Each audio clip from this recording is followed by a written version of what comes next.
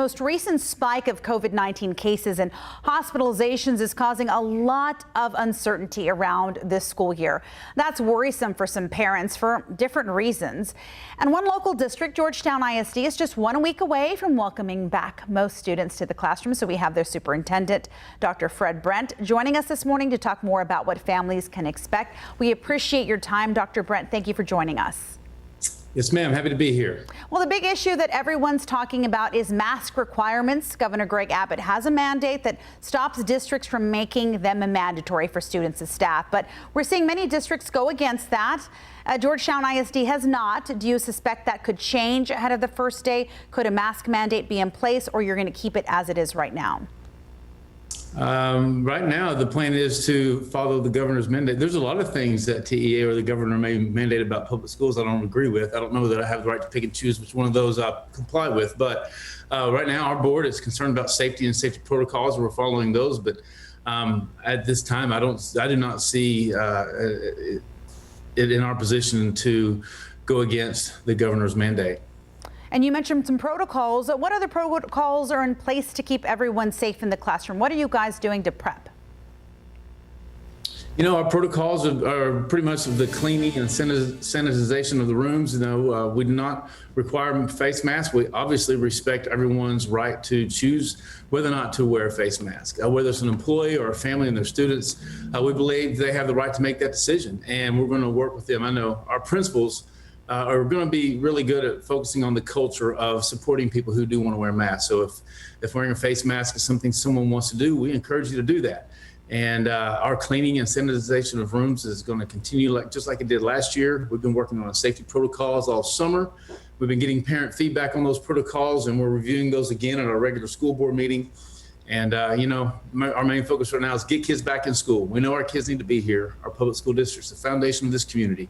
And we know that parents have a lot of tough decisions to make, like we all do. But we'll find our way through it, and we're going to get kids in school. We're going to love them. And we're going to help them pursue academic growth. And you know what?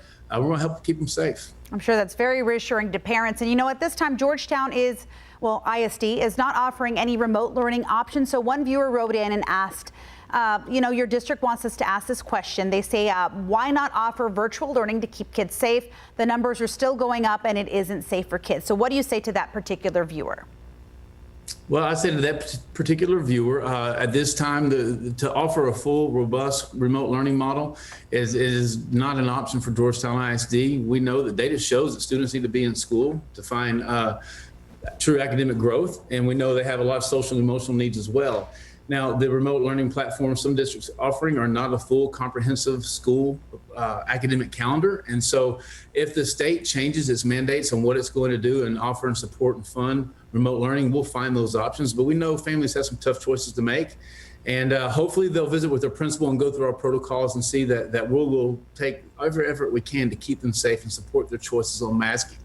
But we need to be open, and virtual schools are not going to be done to the fidelity that some may think it would be done based on the current platform the state is proposing. So we're not going to offer remote learning until things change in that regard. All right. OK. And if a student or staff member tests positive for COVID-19, a viewer wanted to know what measures will the district take to mitigate the spread? I know the TEAs, their guidance says that districts don't need to notify parents or conduct contact tracing. Are you going to go more with what the TEA is saying, or what's your stance on all of that?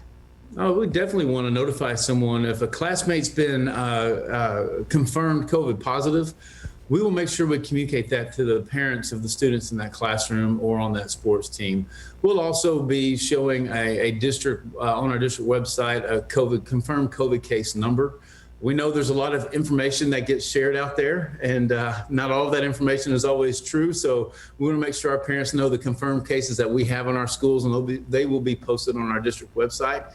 And we will definitely notify those who've been in a classroom with a confirmed positive case. All right. And another viewer asked, and this is a quote from the viewer, and you let me know if it's a fair question or not.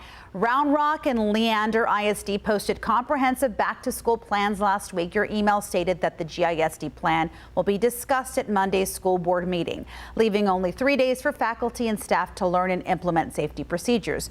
Why has GISD waited until the last minute to develop a full plan? You're saying that's not true. You've been working on it for some time now, right? I think we've been working on COVID plans for about 18 months now, probably longer. Yeah, well, here's the deal. We've been working on our safety protocols all summer long. We've had survey opportunities for parents to give us feedback on their thoughts about opening school. Our board meeting Monday night's a regular board meeting. We have that meeting every month, and we've reviewed our safety protocols and plans on more than one occasion to make sure we're staying on top of that challenge. And here's what I would say to that parent. I'm sorry they feel that way, that we are more than willing to talk with them about our safety protocols. That information is available on our website and is being updated. And I would encourage that parent also talk to the principal, because the principals are involved in this process as well. And any parent that has concerns should go to their campus principal, talk to them about where they are and how we can help them. But yeah, we've been working on this for a long time now. We're going to continue to evolve. I think the challenge is things keep changing so fast, and there's science on both sides of the issue. And it's pretty controversial, obviously, but we're going to try to find the right balance for our people, get kids back in school. Yes, Dr. Brent, we appreciate your time. We know that it's always challenging to start off the school year amidst a pandemic. That's a whole other story, so we appreciate your time. I know you're very busy. Thank you for your candor and your insight. Hey, yes, ma'am. Thank you. Appreciate it.